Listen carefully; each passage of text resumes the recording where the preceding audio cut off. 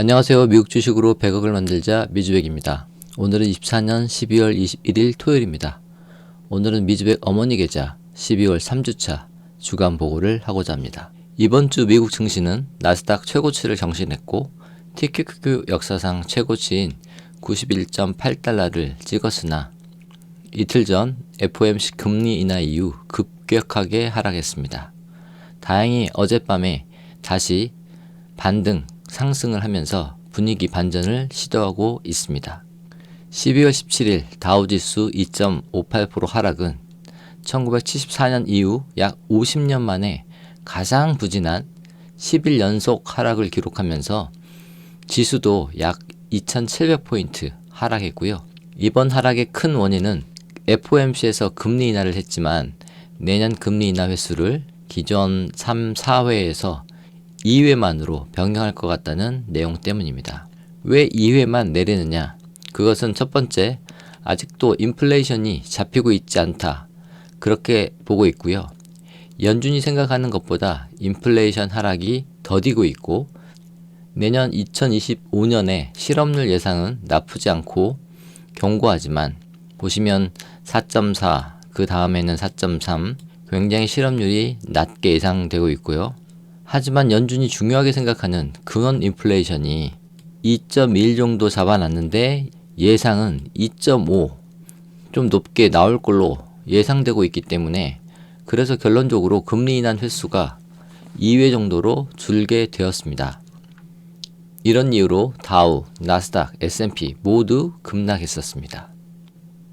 하지만 걱정할 필요 없습니다. 미국 실업률이나 GDP 성장률 나쁘지 않으니 미국 증시는 더디게 올라가겠지만 우상향할 것입니다. 목요일 발표한 중요 지표로 GDP 성장률이 나왔는데 이전 분기 3.0이었는데 이번에 예측 2.8보다 높은 3.1이 나왔습니다. 미국 경기 여전히 강력하고요. 그리고 PCE 물가지수도 여전히 미국 소비자 소비지출 나쁘지 않습니다. 또한 신규 실업 수당 청구 건수도 미국 고용 역시 강합니다. 예측치보다 낮은 22만 건이 나왔고요. 이것은 2주 이상 실업 상태인 연속 실업 수당 청구 건수도 187만 4천 건 나왔습니다. 여전히 나쁘지 않게 나왔습니다. 이런 상황에 페드와치 금리 인하는 12월은 이제 금리 인하를 완료했습니다. 그래서 기준금리는 4.5%이고요. 다음은 내년 25년 1월 29일 현재는 동결 예측이 91%이고요. 아마 3월 정도 되어야만 금리 인하 가능성이 있겠습니다. 일주일 동안 지수 변화를 살펴보면 다우가 2.13% 하락, 나스닥이 2.3% 하락, S&P 2.26% 하락, 국내 코스피는 4.1% 하락 마감했고요. 국내는 미국보다 더 하락폭이 큽니다. 유가는 기존의 71달러에서 현재 69.46달러로 지난주보다 소폭 하락했고요. 대신 환율이 또 상승했습니다. 현재 달러당 1445원으로 지난주보다 상승했습니다. 쉽게 내려오지 않을 것 같습니다.